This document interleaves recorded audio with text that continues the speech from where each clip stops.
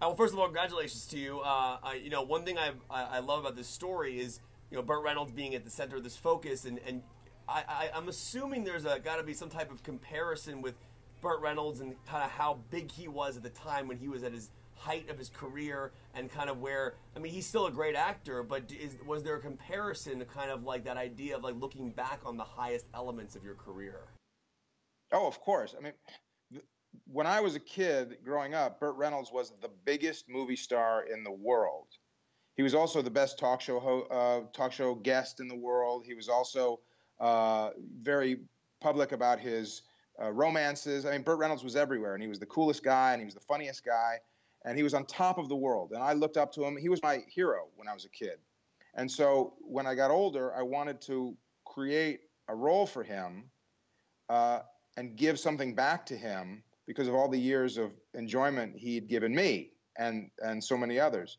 So I specifically wrote a character based on him and based on a guy who had been the biggest movie star in the world, but now has to sort of face the fact that time has gone on, and maybe some of his glory days are behind him, and see him have to come to terms with that. When you make a movie like that is a bit personal to Reynolds himself, do you see a bit of an arc in real life too, of him kind of accepting that aspect of his own career, kind of where he was, where he is now? I got to imagine for him at least it must have been a bit of a reflective element. Did you see signs of what he was going through in real life that kind of carried over to this character and kind of who he had become as well? Oh, yeah. I mean, Burt definitely relates to this character very much, and he'll be the first one to tell you that. But also the difference is for Burt, yes, Burt was the biggest movie star of all time, and now things are different in Burt's life. But Burt has a great sense of humor about it all. When in his heyday, one of the things that made Burt so great is that he was the first one to take jabs at himself, and that has not changed. So he's the first one to make jokes about the fact that he was Burt Reynolds, and the Burt Reynolds of today is in a different place than the Burt Reynolds of yesterday. But the character really has to be very reflective, and it really is very much a character. The character of Vic Edwards is coming to terms with the fact that he's basically, if forgotten in many ways. But Burt Reynolds is not forgotten. I mean, when we go out together, when people recognize that it's Burt Reynolds, they go insane. I mean, I've been with celebrities before in public, and people get excited. But when people see Burt Reynolds out and about, people go mad, because he's still Burt Reynolds, which is part of the fun. Yeah, that's awesome. And, one of the things that I love about your career, obviously, you write, produce, you act, you direct. I was curious, and this is kind of a hypothetical question, but if you could have directed a movie at the height of Burt Reynolds' career, which of his films would you have loved to? And I'm not saying that you would do it or redo it, but if you could have been on that set and kind of like maybe watch the director direct him, or maybe been behind that camera, which one of his films would it have been? Well, one of my favorite movies of all time is and will always be Deliverance. I think it's a brilliant film, but I don't think I wouldn't have wanted to be on the set of Deliverance. That might have been a tough set to hang out on. I think I would have preferred to hang out on the set of Smokey and the Bandit. That seems like a set that was a lot of fun. You've been working, obviously, since the late 80s and early 90s, and now film and digital is a big thing now, and digital is becoming a bigger deal as a tool that directors are using. I guess, first off, what did you use to shoot The Last Movie Star, and what are your feelings on digital and film? And I'm a big film guy, so I'm always just curious to hear different directors' takes on how things have changed and what your thoughts are on film versus digital. Well, I love film, and I have shot a lot of my films on film, and you can't ever really compare film to anything else. Film is beautiful, and it's luminous, and it's magical, and when I think of movies, I think of film, and I call them films, even if they're not shot on film. But The Last Movie Star was shot digitally, and some other films that I've made have been shot digitally. And there's a lot of pluses to shooting digitally as well. It's another tool. To me, ultimately, the most important thing is the story and the characters. And I try not to be too precious about, what tools I use to tell the story. as much as what story I'm telling and who I'm telling the story about. So I think all are valid, and I appreciate the arguments on both sides. But I'm a supporter of progress. You know, one thing there's a great line about in the film about the audience forgiving a second act of a film if you kind of like wow them with that third act, and I was curious, you know, how true is that as somebody who's made films and like can you have a bad middle section and then because I feel like it's interesting. I was thinking about that line looking back on other films I've watched, and I think it's so true. I've seen middles of films that haven't been good, and then like they just blow your mind on the third act and the ending, and you just forget that you had just sat through that second act, which wasn't good. It's an interesting point.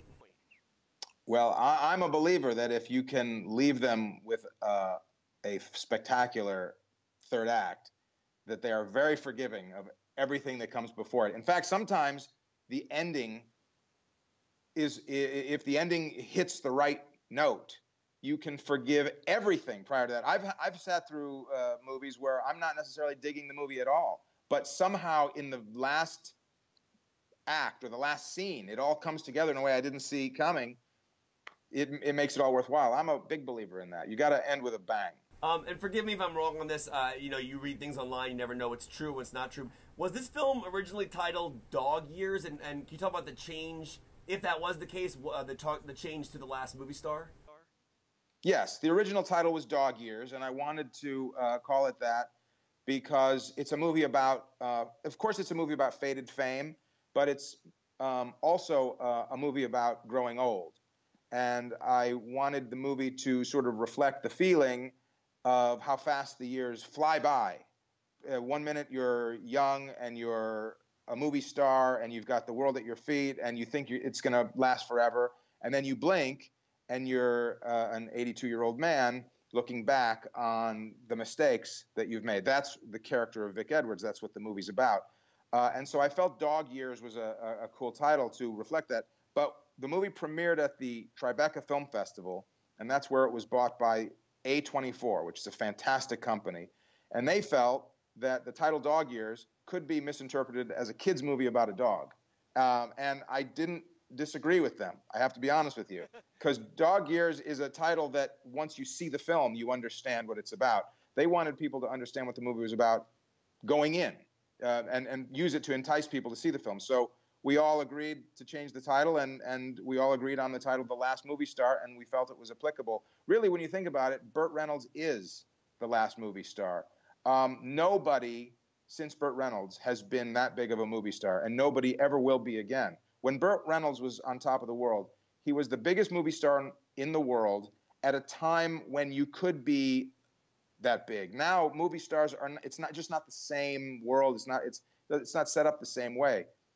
I've asked some people, younger people who weren't necessarily around when Burt was on top, name the biggest movie star in the world. They'll name, whoever. And I'll say, yes, those people are famous, but nobody is as famous today as Burt Reynolds was in his day. It's so interesting you say that because I've had a lot of conversations with my friends about star power. And I feel like we're in an age now where tickets are not being sold based on an actor's name anymore. And it's one of those weird things where, Tom Cruise could put out a movie like American Made or Edge of Tomorrow, which might not do well, but if you put him in a Mission Impossible film, it explodes. Same thing happened with, in my opinion, with the Twilight kids. Those guys were big in those movies, but then when they did their own things, it didn't have the explosion that did. So do you think that the age of the movie star is over? I mean, I genuinely don't know that people go to the movies anymore for the name. They go for the franchise, they go for the book, they go for the whatever it is. Or, I mean, some directors have that power, like a Spielberg or Scorsese, but are we done? Is the movie star over? Well, I never like to make any grand proclamations because things change in a minute, in popular culture. All I can say is that when Burt Reynolds was the biggest movie star in the world, whatever movie he made, because he was in it, it was a giant blockbuster. And that was the case year after year after year after year after year. And that's why he was the biggest movie star in the world. Now, the thing about Burt Reynolds that's great is that not only was he the biggest movie star in the world for many years, but he's also an excellent actor. And that's what I wanted to really explore in The Last Movie Star, was his ability as a true artist. And a lot of people don't realize this, but Burt studied in New York. Under Stella Adler and the Actors Studio. I mean, he studied with his roommate was Rip Torn. One of his scene partners was Gene Hackman. I mean, he was an actor's actor who then went on to become a giant movie star. And in becoming a giant movie star, I felt that his acting, kind of people lost sight of the fact that he was also a great actor. He didn't get his due as an actor like some of his contemporaries. So that's why I wanted to make sure in writing The Last Movie Star for him that I wrote a role that could remind people that Burt Reynolds not only was the biggest movie star of all time, but is a brilliant actor. It's really funny you say that, because I have a lot of discussions with my friends a lot about, like, specifically Tom Cruise and how amazing of an actor he actually is, but because he's such a big star, people almost forget that he's a good actor. You go back to Born on the 4th of July or Vanilla Sky, things where he really kind of had emotional depths. It's a fascinating concept, because if someone gets so big, you almost forget that they're that talented. I know I have to let you go, but one more question for you. I'm so curious about the process of the way you made the film and how it gets bought. And I know it's how film festivals work. I think A24 is probably one of the most incredible studios working today, because the content they're putting out is so interesting and different and unique and just very well done. This is a perfect type of movie for A24, in my opinion. So I'm curious, you make the movie, you bring it to the festival. What is your mindset at the festival? Do you have an idea of who's looking at your movie? Do you have an idea of where you want to go with it? And then once it is bought, besides the title, does anything else get changed? Do you still have final cut once it goes to the studio system and then obviously is coming out where it is now?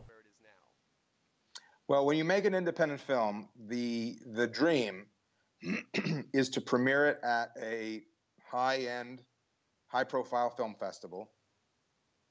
Usually, the buyers for all of the different companies attend the top-tier film festivals looking for movies to buy. You try to get them, all the buyers, to be in your screening together so that they see, hopefully, that the audience reacts positively to your film.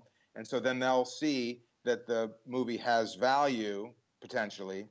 And they'll also see their competition sitting in seats nearby. So ideally, what you're trying to create is an environment where you get a bunch of buyers to all want your film all at the same time, and you create a bidding war. And then if the film is wanted by multiple buyers, then everything's a negotiation. Everything from the cost, what they're willing to pay for it, to does it remain, is the cut the final cut, to what's the title going to be. Everything then is up for grabs. We lucked out. Our first choice of buyer was A24, and they saw it at Tribeca, and they liked it, and they bought it, and they liked the cut. They didn't want to change the movie. They just suggested that we change the title, and we happened to agree with them.